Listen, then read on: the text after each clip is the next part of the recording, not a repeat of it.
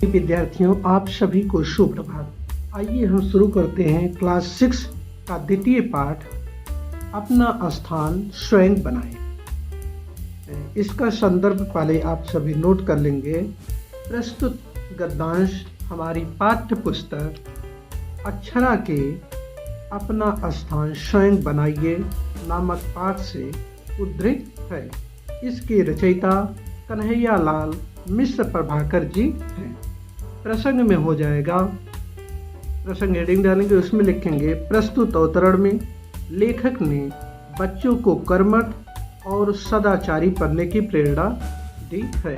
आइए हम शुरू करेंगे इसकी कहानी। इसका कहानी पाठ का इस कहानी का सारांश है क्या। प्रस्तुत कहानी में एक राजा था।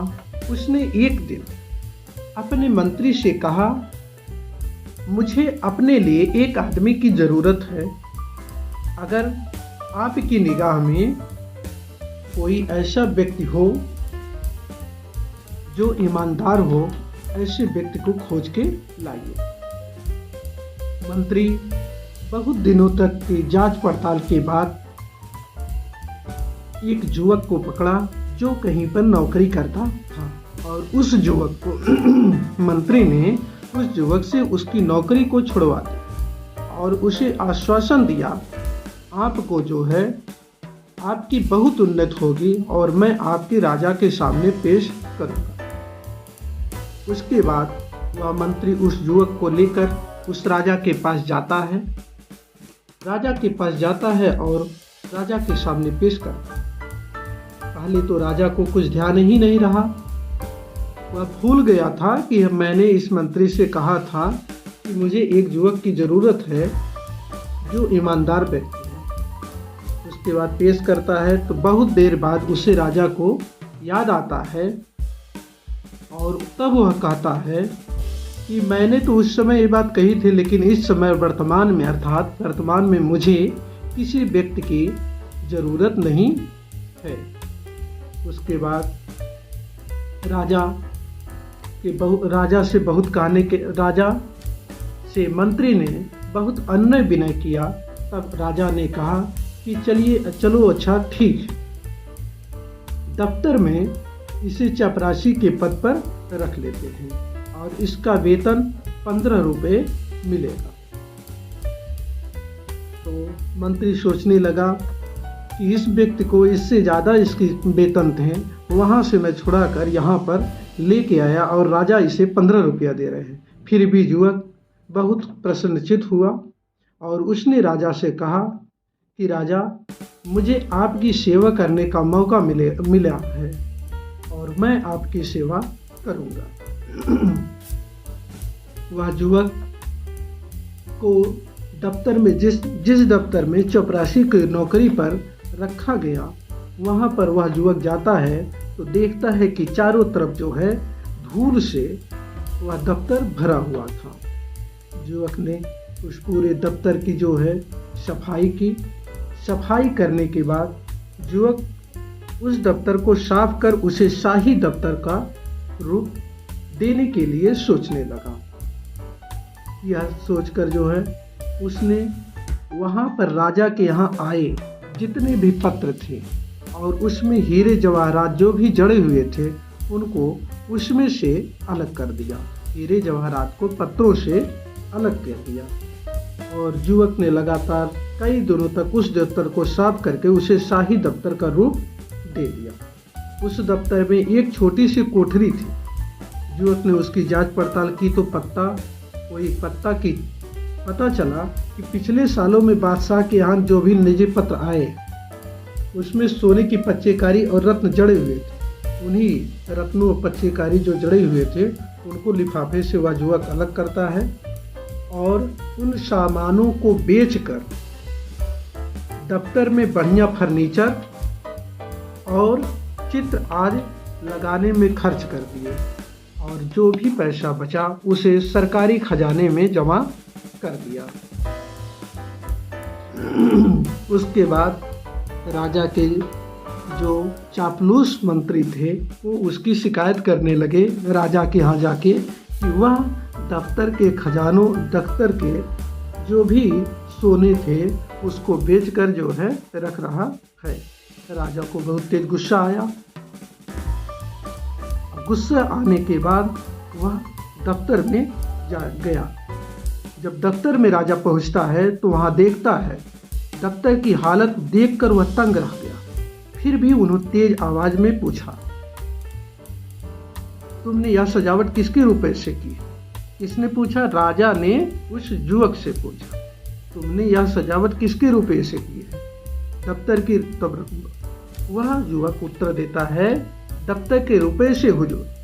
कहकर उसने राजा को रद्दी लिफाफों की कहानी सुनाई और खजांची से गवाही दिलाई कि दफ्तर का सामान खरीदने के बाद बचा हुआ रुपया खजाने में जमा किया गया।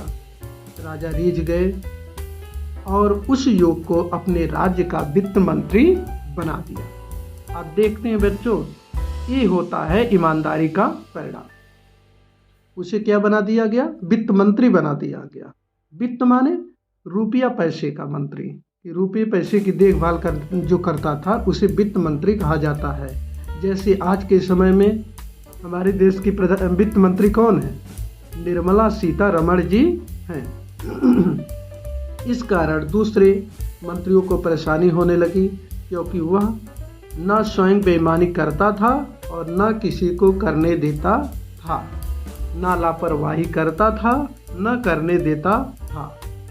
उसके बाद से तो जो भी मंत्री राजा के पास जाता, किसी न किसी बहाने उस युवक की शिकायत करता ही रहता था, जिससे कि वह राजा की नज़रों में गिर जाए। जब राजा के यहाँ बार बार उस युवक की शिकायत पहुँचने लगी तो राजा के दिमाग में एक रात बैठे वह सोचने लगा और एकाएक वह जो है अपने सेनापति को बुलाता है और उससे कहता है कि सभी मंत्रियों को उसके सामने पेश किया जाए और वो जिस हालत में है उसी हालत में उनको उसके सामने पेश किया जाए। सेनापति प्रत्येक मंत्रियों किया जाता है जो जैसे था। अगर कोई पलंग पे सो रहा हो तो उसे पलंग सहित उठा लाया गया।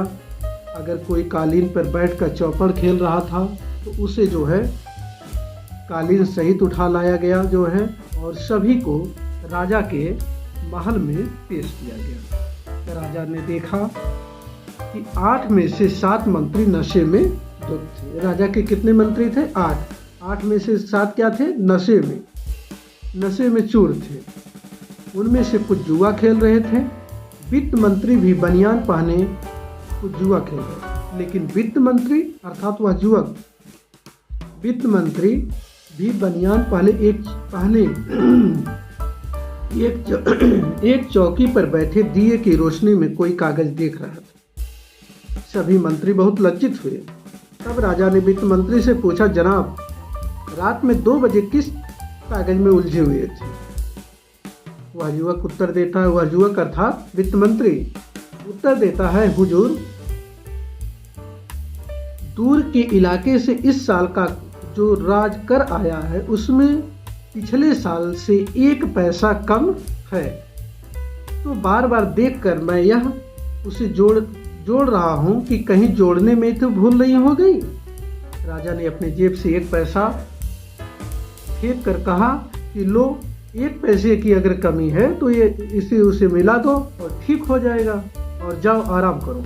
वित्त मंत्री ने नम्रतापूर्वक राजा के पैसे को वापस करते हुए कहा, हुजूर, पैसा तो मैं भी डाल सकता हूँ, पर यदि पैसा कम है तो उसके लिए पूछताछ ना हुई तो इससे अफसरों में ढील और बेईमानी पैदा होगी।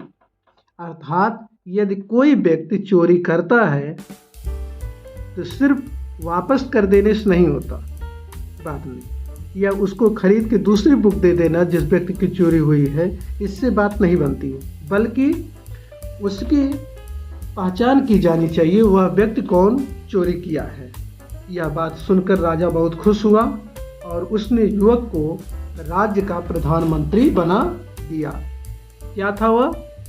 सर्वप्रथम आया, खाली हाथ आया। कितने की नौकरी मिली? चपरासी की नौकरी मिली। और कितना वेतन था? 15 रुपये। लेकिन अपनी ईमानदारी के बल पर वह वित्त मंत्री बनाया गया। वित्त मंत्री से क्या बना दिया गया? प्रधानमंत्री। वर्तमान में हमारे देश के प्रधानमंत्री कौन हैं? इसको आप सभी लोग कमेंट बॉक्स में लिखकर भेजेंगे। अब आइए देखते हैं अभ्यास प्रश्न। अभ्यास प्रश्न में किसने किससे कहा? नंबर 1, मुझे अपने लिए एक आदमी की जरूरत है। किसने कहा? राजा ने अपने मंत्री से कहा। उत्तर हो जाएगा हाँ में, मैंने इसे हजारों में से छाटा है और बढ़िया नौकरी से छुड़ा कर लाया है। ये किसने कहा? किससे? मंत्री ने राजा से कहा। मुझे अपने राजा की सेवा करने का मौका मिलेगा। किसने किससे कहा? वह युवक ने राजा से कहा। इससे अफसरों में ढील और बेईमानी पैदा होगी। किसने कहा? वित्त मंत्री ने राजा से कहा। युवक ने कीमती सामान क्यों बेच दिए? आप लोग अब इसको जो है खोज के उसको कमेंट बॉक्स में लिखेंगे और अपनी फेयर कॉपी में भी लिखेंगे। युवक ने कीमती सामान क्यों बेच दिए? क्योंकि वह कूड़े की तरह वहाँ पड़ा हुआ था और युवक ने उन कीमती सामानों को बेचकर जो है उसको महल के रूप में सजा दिया और बचे हुए रुपये को जो है राजा के राजकोष में जमा कर दिया। प्रश्न संख्या 3, हुजूर पैसा तो मैं भी डाल सकता हूँ। ये इतना इम्पोर्टेंट नहीं। उसके बाद अगला क्वेश्चन है, निम्नलिखित शब्दों के पर्यायवाची लिखिए। अब आप लोग इसको अगर जिसको जितना आ रहा है कमेंट बॉक्स में लिखेंगे और नहीं तो अगला चैप्टर शुरू होने से पहले इसे बताया जाएगा। निम्नलिखित शब्दों के विलोम लिखिए। उन्नति का औन्नत, कृतज्ञ का कृतज्ञ, बेईमान का ईमानदार, अमीर का गरीब, अच्छा का बुरा। निम्नलिखित पंक्तियों में उचित विराम चिन्हों का प्रयोग कीजिए। पेन कामा, पेंसिल कामा। देखिए कामा कैसे दिया जाता है? ये पेन कामा, पेंसिल कामा।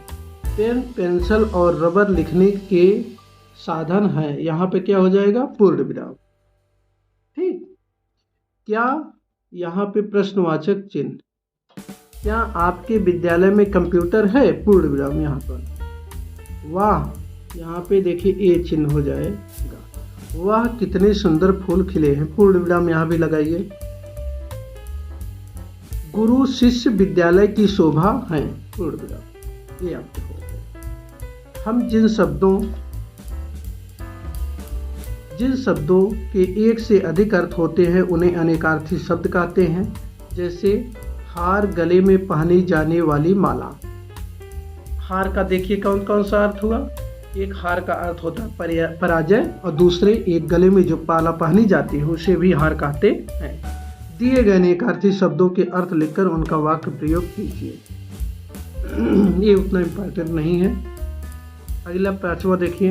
पिछले पाठ में आपने विशेषण के बारे में पढ़ा। विशेषण किसे कहते हैं? जो किसी शब्द की विशेषता बताया जाता है उसे विशेषण कहते हैं और इसे आपको अलग से व्याकरण में विशेषण भी पढ़ाएंगे, वहाँ पर बताया जाएगा। पंक्तियों में आए हुए विशेषणों को रेखांकित कीजिए। बस इतना ही जो है आपके लिए ये मोस्ट इम्पॉर्टेंट है।